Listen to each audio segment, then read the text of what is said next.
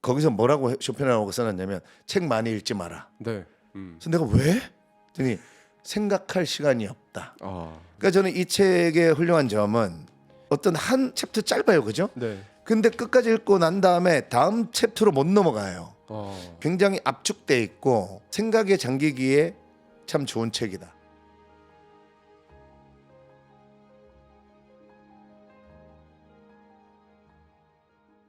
오늘은 외치고 시작해 볼까요? 안 외치면 저희 또 한 20분 가니까. 네네, 빨리 한번 외치고 네. 또 얘기 나눠보도록 하겠습니다. 네. 자, 여러분들도 준비하시고 주먹 꽉 쥐시고 하나, 둘, 셋. 셋 하고 하고 만다! 3월은 어떻게 보내셨나요? 저는 이제 원고를 드디어 넘기고 와, 축하드립니다. 네, 좀 홀가분한 마음으로 또 다른 일을 좀 벌리려고 어떤 걸 하시기라고요? 그 집 근처에 조그마한 매장을 하나 얻으려 걸어갈 수 있는 자리에 원래 옥탑방을 얻고 싶었어요. 좀 유튜브도 찍고 저는 이제 요리하는 거 좋아하니까 그 옥탑방 옥상 넓은 데서 요리도 하고 거기에 이렇게 이케아 의자 갖다 놓고 뭐 한 열 몇 명 정도 모실 수 있으니까 강의도 하고 그런 공간을 찾았었는데 파스타 와인 팔고 있는 한 10평짜리 앉을 수 있는 인원수는 20명 충분히 앉을 수 있는 그런 가게를 음식도 제가 해드리고 주로 강연 콘텐츠 제작 위주로 사용하려고. 제가 요즘 느낀 게 저는 이제 요식업을 오래 했잖아요. 네. 이게 참 바라보는 시선에 따라서 오늘의 책하고도 연관이 있는데 전략적으로 바라봤을 때 네. 파스타 와인 팔아서 월세를 200 낸다? 적자는 안 낼 것 같은데 남는 것도 없는 자리예요. 네. 근데 제가 음식도 팔고 강연도 하고 그러니까 저는 거기서도 당연히 이제 장사도 할 텐데 여기를 레스토랑이라고 생각하지 않고 콘텐츠 제작소다. 책 얘기도 하고. 예, 이렇게 생각하니까 월 200만 원이 비싸지 않아요. 전 충분히 거기서 월 2천, 월 2억을 뽑아낼 수 있겠다 하는 생각이 들어서 새로운 걸 이렇게 또 하시는군요. 끊임없이 책을 쓰시고 30개 이상의 강연을 하시고 네, 네. 전국을 누비시고 또 이제 문학 쪽에 또 이제 또 관심이 있으셔서 네. 문학 작법도 공부도 하시고 문학도 많이 읽으시고 벽돌책도 지금 미션도 하고 계시고 네. 아침마다 이제 하루도 안 빼놓고 학원을 하고 계시고 네. 거기다가 또 집 근처에 레스토랑이 아닌 콘텐츠 제작소 음식과 함께하는 콘텐츠 제작소를 오픈하실 준비를 하고 계시고 리스펙합니다. 예, 저는 네. 깨달은 게 우주의 모든 생명체는 자라나라고 우주도 지금 계속 팽창하고 있잖아요. 그래서 성장하라고 있는 거다. 그리고 주변에서 좀 말렸어요. 그러니까 지금 얘기하신 것처럼 뭐도 하고 뭐도 하고 뭐도 하고 뭐도 하는데 또 이걸 벌리려고 하느냐. 그때 니체의 말이 브랜드 떠올랐습니다. 예. 새로운 일을 시작했을 때 하려 네. 할 때 네. 네가 누군가로부터 비난을 받으면 잘하고 있는 것. 그래서 나는 잘하고 있는 거구나. 네. 최근에 제가 이런저런 책들을 읽다가 우리가 너무 축소지향적이다. 네. 그러니까 우리가 이제 안정을 많이 추구하잖아요. 우리 그렇죠. 부모님들도 안정적으로 살아라, 안정적으로 살아라.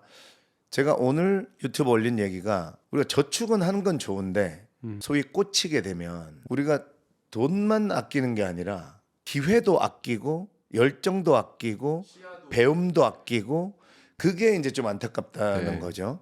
그래서 저축을 하지 말라는 게 아니라 선을 잘 지켜서 그래서 그런 감각을 익히는 데에 오늘 책이 굉장히 도움이 되지 않겠느냐. 네. 오늘 책을 제목 얘기해 드리기 전에 제가 이제 손자병법 얘기도 많이 했고 강의도 많이 했는데 예. 손자병법은 일단 기본 두껍고 길잖아요. 그렇죠. 근데 이 책은 굉장히 글이 짧아요. 근데 이거는 서양의 손자병법이 아닌가. 지금 정말 정확히 짚어주신 것 같아요. 예. 사실 우리가 너무 그냥 좋은 게 좋은 쪽으로 아니면 대의를 위해서. 근데 손자병법에도 정말 때로는 간첩도 쓰고 네. 속이기도 하고 도망도 치고 이런 어떤 솔직하고 진짜 전략을 쓰죠. 네. 근데 우리는 보통 전략을 얘기할 때 뭔가 그럴싸하고 멋있고 근데 실용적이진 않은. 그래서 오늘 소개해드릴 책은 동양의 손자병법이 있다면 서양의 이 저자가 있지 않겠느냐.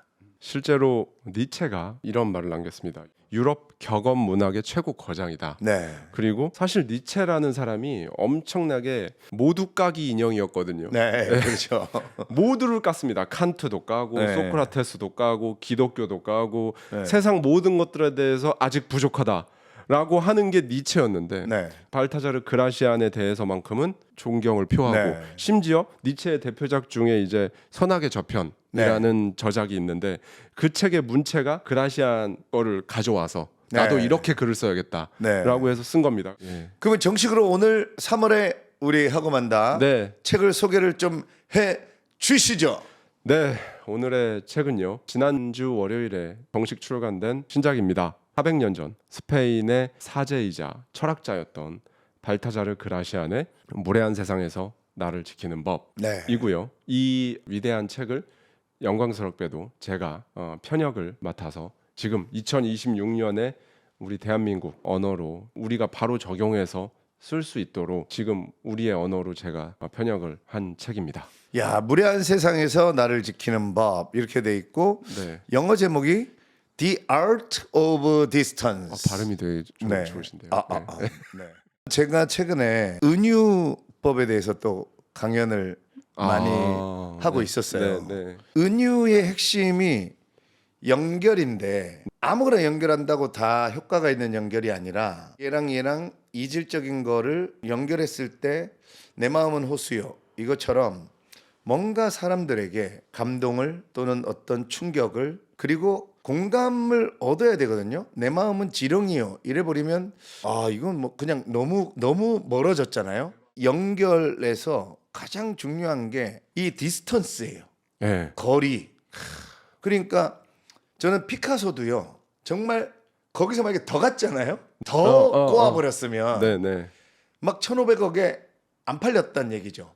정말 딱 사람들이 이게 뭐 같은데 이 정도 어. 알아볼 수는 있게 최소한. 그래서 저는 네. 이 제목에서 거리두기의 그 어떤 예술적인 방법. 그러니까 그 간격이 엄청 중요하거든요. 네, 네. 그래서 그 감각인데 제가 책을 읽어보니까 이 책 제목이 왜 The Art of Distance라고 했는지 알겠다. 그러니까 사람의 관계도 그렇거든요. 예를 들면 굳이 안 만나도 되는 사람과 맞아요. 만나서 네, 네. 시간을 보내고 소위 현대사회로 말하면 술을 마시고 뭐 이러느니 네. 차라리 아무 일도 하지 않는 게 낫다. 네.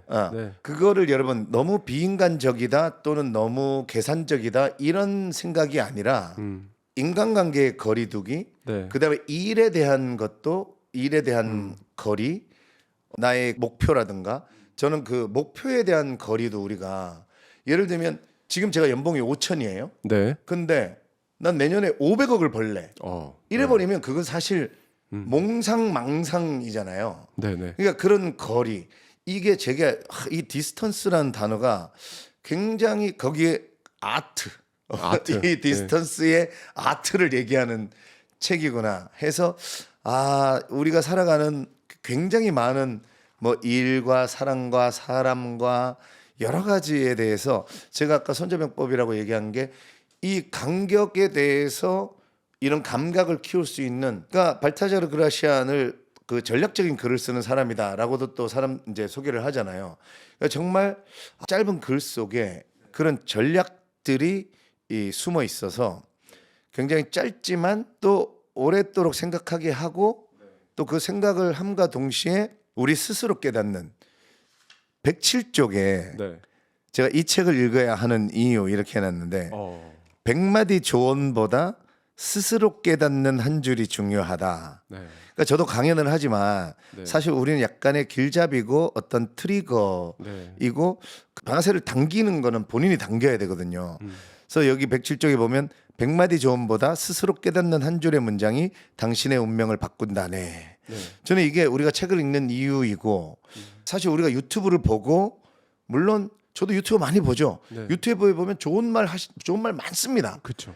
너무 많아요. 너무 많죠. 근데 그것만 그냥 듣고 좋다. 나도 이렇게 해봐야지. 저도 그렇게 해봤는데 그래 저 사람 말한 대로 살아봐야지 했는데 효과가 없어요. 그러니까 유튜브가 나쁘다는 게 아니라 그거를 보고 반드시 스스로 깨닫는 게 필요하겠구나. 그 과정이 없으면 그냥 흘러가 버린 이야기고 그 당시에는 좋은 이야기다 하는데 스스로의 깨달음이 없으면 나에게 남는 게 없는 거죠. 그래서 내가 이 발타자르 그라시안이 왜 이렇게 짧은 거를 썼을까 해보면 어떤 이렇게 금방 챕터 짧아요, 그죠? 네. 근데 끝까지 읽고 난 다음에 다음 챕터로 못 넘어가요. 계속 이렇게 생각하게. 제가 2016년에 1년에 226권을 읽었는데 네. 마지막 한 권이 쇼펜하우어의 책이었어요. 네. 거기서 뭐라고 쇼펜하우어가 써놨냐면 책 많이 읽지 마라. 네. 그래서 내가 왜? 그랬더니 생각할 시간이 없다. 그러니까 무턱대고 계속 진도만 나가면. 네. 그러니까 저는 이 책의 훌륭한 점은 굉장히 압축돼 있고 정말 이 스스로 깨달아라라고 하는 저는 발타자르 그라시안의 메시지를 그리고 그런 생각에 잠기기에 참 좋은 책이다. 네. 스스로 깨달을 수 있게 해주는 책이어서 제가 이 책은 그런 식으로 좀 읽어보셨으면 좋겠습니다. 예. 라고 권합니다. 저는 이제 작가님의 습관을 아니까 책 앞부분에서부터 이렇게 메모를 해 나가시잖아요. 예. 근데 방금 말씀해 주신 것처럼 작은 소 챕터와 챕터 사이에 공백들이 있기 때문에 네. 한 챕터 끝나고 내가 이걸 읽고 어떤 생각이 들었는지 딱 뭐 단어 하나, 문장 한 문장이라도 적어 보시면 네. 그렇게 읽으시면 아마 훨씬 더 배가 되지 맞아요. 않을까. 네. 예, 그렇게 생각이 들고요. 지금 작가님께서 쇼펜하우어 얘기해 주시고 니체 얘기를 해 주셨는데요. 이게 굉장히 재밌는 에피소드를 오늘 좀 소개해드리고자 합니다. 이 책이 사실 발타자르 그라시안이라는 작가가 쇼펜하우어나 니체나 괴테나 이런 철학가들에 비해서 우리나라에서는 많이 안 알려졌어요. 네. 우리가 알고 있는 그런 철학자들보다 한 세대 일찍 살았던 17세기에 살았던 발타자르 그라시안이고요. 이제 1820년대로 가보면요, 19세기죠. 네. 1820년대 젊은 철학자 아르투르 쇼펜하우어가 있었습니다. 예. 근데 그 당시에 이 쇼펜하우어는 유럽 철학계에서 완전히 무시당하고 있었어요. 네. 근데 이 시대에는요, 독일 철학의 최고 권위자이자 베를린 대학교의 스타 교수는 헤겔이었습니다. 헤겔. 네, 헤겔. 우리가 흔히 아는 정반합. 네, 네. 예. 정반합은 그냥 심플하게 주장하고 반박하고 그거를 통합하고 이거죠. 네. 쇼펜하우어보다 헤겔이 18년 선배였어요. 그다음에 쇼펜하우어를 존경했던 쇼펜하우어의 제자 같은 니체, 이 둘 다 뭐 비슷한데, 그래서 쇼펜하우어는 헤겔을 엄청 싫어했습니다. 네. 그래서 내가 헤겔을 이기겠다라고 해서 베를린 대학교에서 같은 요일 같은 날짜에 헤겔하고 동시에 강의를 개설한 거예요. 근데 헤겔은 정말 대형 강의장에 쫙 꽉 찼죠. 막 네. 못 들어서 안달이니까요. 네. 근데 당시에 쇼펜하우어 수업에 강의에 3명 들어왔습니다. 네. 그래서 결국 폐강됐어요. 네. 그만큼 쇼펜하우어는 사실 대중적으로 인정받은 게 거의 말년에 60 이후에 네. 이제 인정을 받았으니까요. 근데 그 시점에서 보면 완전히 실패한 그런 학자였는데, 그러던 시점에 프랑스어로 번역이 된, 원래 원서는 스페인 사람이니까 스페인어로 되어 있었겠죠. 프랑스어로 번역이 된 번역본을 쇼펜하우어가 읽습니다. 프랑스어를 할 줄 알았어요, 쇼펜하우어가. 그래서 격언집이었어요. 17세기에 스페인 예수의 사제이자 철학자인 발타자르 그라시안이 쓴 이 책을 프랑스어로 읽었는데, 뭔가 이거다 싶은데 이 프랑스어 번역본으로는 좀 약간 아쉽다는 네. 느낌이 드는 거예요. 이게 뭔가 100% 전달이 안 되는 것 같다. 어. 그래서 원서를 읽고 싶다라고 네. 해서 쇼펜하우어가 스페인어를 독학을 했습니다. 와. 그래서 이거를 스페인어로 된 원서, 발타자르 그라시안의 원서를 읽었죠, 독학을 해서. 네. 근데 당시에 유럽 철학계에서는 스페인어는 거의 쓰지도 않는 변방의 언어였는데 그거를 그렇게 공부를 해서 독학을 했고요. 그리고 나서 여기서 여러분 아마 이건 다 모르셨을 텐데, 이 발타자르 그라시안의 무례한 세상에서 나를 지키는 법, 이 책을 독일어로 번역을 한 게 바로 쇼펜하우어입니다. 예, 독일어 번역자는 쇼펜하우어입니다, 여러분. 네, 그래서 쇼펜하우어가 번역을 하면서 말하기를 절대적으로 유일무이한 책이다. 네. 평생을 같이 두고 가야 할 동반자이다. 이 책은 이라고까지 극찬을 했죠. 예, 근데 이제 아까 말씀드렸듯이 쇼펜하우어를 존경에 마지 않았던 니체가 네. 예, 모두까기 인형이었던 니체 역시도 네. 자신의 철학에, 그다음에 그 철학을 표현하는 그 문장에 항상 뭔가 자기 자신이 불만을 가지고 있었는데 이거다라고 해서 발타자르 그라시안의 물론 니체는 쇼펜하우어가 번역한 독일어본을 봤습니다. 네. 그런데 그걸 보고 나도 이제 이렇게 한번 써봐야겠다라고 해서 선악의 저편 니체의 그 책에 이 발타자르 그라시안의 문체와 날카로운 인사이트가 있는 문장들을 담아냈죠. 그래서 저는 굉장히 재밌다고 생각이 드는 게 1700년대부터 시작을 했죠. 그러다가 그러면 이게 현대까지 어떻게 왔지? 이제 제가 이 책을 편역하기 전에 되게 많이 알아봤었거든요. 네. 왜냐하면 내용이 좋은데 많은 분들이 아직 우리나라에서는 모르고 네. 근데 도대체 이 책은 왜 이렇게 유명하다고 하고 그럼 어느 나라에서 유명하고 언제부터 유명하고 막 궁금했어요. 네. 그래서 보다 보니까 이제 20세기 경영학의 아버지라고 부르는 피터 드러거가 네. 있지 않습니까? 제너럴 일렉트로닉 네. 그다음에 IBM, 도요타 이 세계적인 기업의 경영 방식을 완전히 혁신시켜서 최고의 기업들로 키워낸 피터 드러거가 1927년에 오스트리아 빈에서 독일의 함부르크로 소위 지금으로 말하면 인턴, 네. 알바, 뭐 견습생으로 이렇게 떠날 때 아버지가 이 책을 선물로 줍니다. 세상은 무례할 테니 예. 살아남아 너를 지켜라라고 하면서 이 책을 준 거예요. 네. 그래서 훗날 나이가 들어서 피터 드러거가 이에 이렇게 말했습니다. 72년 전에 아버지가 나에게 이 책을 주셨다. 그리고 똑같은 얘기를 해요. 이 발타자르 그라시안 때문에 나는 스페인어를 독학했다. 라는 얘기를 하거든요. 그러니까 쇼펜하우어도 스페인어를 독학했고 피터 드러거도 스페인어를 독학했고 도대체 17세기에 스페인에 있던 예수의 한 사제 그리고 철학자 이 사람이 쓴 300개의 격언이 도대체 무엇이길래 400년 동안 이렇게 이어져 내려왔는가. 그러다가 저한테 불을 당긴 사건이 있었어요. 저는 그냥 그 전에도 읽었고 알고는 있었고 그렇구나.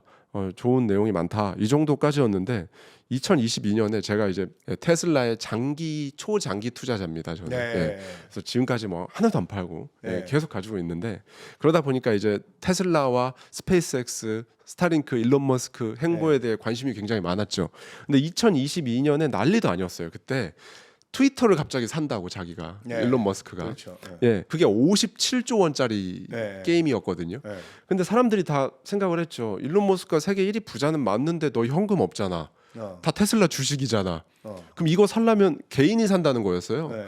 뭐 컨소시엄을 구성해서 이렇게 한다는 게 아니고 그냥 일론 머스크 혼자 사겠다는 거였거든요. 네. 그럼 너 이거 살려면 자금 조달 어떻게 할 건데? 결론은 테슬라 주식 팔아야 되잖아. 네. 그러면 아니 CEO가 자사 주식을 그치. 판다고? 그럼 이거 주식 엄청 떨어질 거잖아. 네. 그리고 너 지배력도 약해질 거고. 네. 난리가 났습니다. 이 당시에 맞아요. 그때 그리고 그런 이슈가 있었죠. 예. 네. 트위터 경영진은 주가가 계속 빠졌거든요. 그때 네. 트위터 경영진은 방어하려고 정말 다양한 대응책들을 막 내놓고 그래서 그 당시에 관할 법원 미국의 델라웨어 법원에 가서 트위터 경영진 그리고 트위터를 만든 잭 도시란 인물하고 막 이렇게 다 법원에 서로 가고 난리도 아니었는데 그 당시에 그래서 일론 머스크가 트위터에 뭐 한 줄 쓰면 주가가 하루에 막 8에서 10%씩 막 곤두박질 치고 난리도 아니었던 시기가 있었어요. 근데 그때 이제 트위터의 창립자였던 잭 도시가 법원에 출두하던 날 갑자기 스페인어로 된 트윗 한 줄을 일론 머스크가 딱 썼습니다. 그날에 제가 스페인어는 잘 못하지만 굳이 읽어보자면 이렇게 썼습니다. 발타자르 그라시안 오르쿨로 마누알 이 아르테 데 프루덴시아 이렇게 썼어요. 네.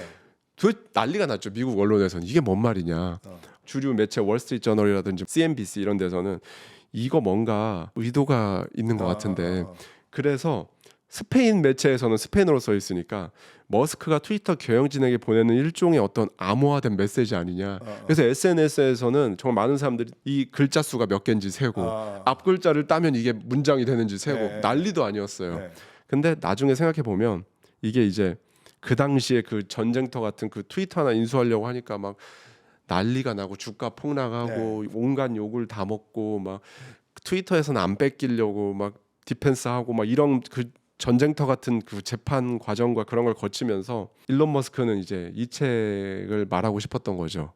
전쟁터 같은 이 세상에서 상대를 압도하는 법, 그리고 패를 감추고 압도적으로 이기는 법, 그리고 상대의 심리를 꿰뚫고 주도권을 가져올 수 있는 방법. 그게 이 책에 있다. 실제로 나중에 일론 머스크는 인터뷰에서 자기가 가장 좋아하는 책 중에 하나라고 공개적으로 얘기하기도 했거든요. 그리고 나서 딱 그 트윗을 올리고 나서 한 달 뒤에 트위터를 인수했습니다. 네. 우리가 아는 그 세면대를 들고 트위터 본사로 걸어 들어갔죠. 일론 머스크라는 사람이 전 세계에서 1위의 부자에 올랐는데 미국의 1위 부자, 전 세계 1위 부자라는 그 위치에 오르기까지 네. 일론 머스크가 그 전장에서 이 책을 읽으면서 어떻게 그걸 다 뚫어왔는지 이 책에 답이 있다는 말씀을 한번 여러분께 드리고 싶었습니다. 네. 예. 아, 그런 또 쇼펜하우어와 또 일론 머스크와 관련된 이 책에 얽힌 비하인드 스토리가 재밌네요. 충분히 이 책을 잘 이해하고 전략적으로 잘 내 가슴에다가 포지셔닝 해놓으면 정말 때에 따라서 그때그때의 우리를 이런 거 어떻게 해야 되지? 이럴 때에 딱 이렇게 하라라는 어떤 결단을 내릴 수 있는 기준이 돼 줄 수 있어요. 네. 그래서 저는 이거 읽을 때 순서대로 안 읽었고요. 네. 이제 보내주셨잖아요. 순서대로 안 읽으셔도 됩니다. 그래서 아침에 일어나면 딱 이렇게 하나를 폈어요. 네. 그래갖고 읽어요. 이렇게 읽다 보면 이게 웬만하면 다 맞습니다. 사실 웬만하면 다 맞는데 그렇게 하다 보니까 읽는 재미도 있고 제가 이렇게 탁 해가지고 이런 독서법의 좋은 점은 제가 생각하지도 못했던 부분에 대해서 또 체크할 수 있게 던져주는 것들이 있기 때문에 그렇게 읽어보셔도 굉장히 도움되는 그런 책입니다. 순서대로 읽는 것보다 저는 그렇게 읽으시는 게 아니면 또 고민이 생기시면 그 목차를 보다가 탁 걸리는 거 있으면 맞아요. 바로 찾아서 딱 읽으셔야 그러면 그때 또 오는 역시나 자기한테 내 어떤 고민과 내 문제 해결 방법에 대해서 뭔가 이 목차에서 땅 찍어주는 그게 있거든요. 근데 읽고 싶은 제목이 많아가지고 너무 안 나가서 좀 문제긴 했지만 이때가요 사실 여러분 이 발타자르 그라시안이 이 책을 냈을 때가 1647년 정도였는데 그때 시대적 상황이 어땠냐면요. 종교 재판이 횡행하고 그다음에 그 예수회 규율이 엄청 엄격하던 시대였어요. 예수회 소속 사제였으니까요. 근데 이 책을 썼는데 예수회 상부에 높으신 분들이 보기에는 너무 사제스럽지 않고 너무 세속적이고 현실적이고 날카롭게 써져 있다라고 느낀 거예요. 그래서 굉장히 못마땅했는데 거기서 딱 가만히 있었으면 그래도 괜찮았을 텐데 엘 크리티콘이라는 소설을 또 하나 냈습니다. 그건 많이 알려지진 않았는데 그 소설을 상부 허가 없이 출간하면서 징계를 받고 추방을 당했어요. 그래서 물론 사제 지위가 박탈되진 않았는데요. 다른 수도회로 옮기려고 했지만 거부당했고 그리고서는 이 책을 내고 9년 뒤에 쓸쓸하게 세상을 떠났습니다. 그러니까 한마디로 자기 책에서 세상을 살아남는 기술, 무례한 세상에서 나를 지키는 법을 썼지만 400년 동안 내려올 수 있는 그 정도의 인사이트를 가지고 있는 책을 썼지만 정작 본인은 세상에 의해서 짓밟히고 쓸쓸하게 세상을 떠났죠. 저 BKSHAKTI 님이 저 지난번에 라이브 들으면서 전단지 돌린다고 했던 요가원 원장입니다. 그렇죠. 저희 거 들으면서 전단지 돌리고 계시다고. 요가원 준비하면서 매일 하와이 데저트 영상 보면서 멘탈 케어했어요. 그리고 요즘엔 매일 고명아님 유튜브도 함께 보면서 다짐을 합니다. 이번 주에 저녁반 인원이 다 차서 타임을 하나 더 추가로 만들게 됐어요. 하면 된다. 하고 만다 하면 된다.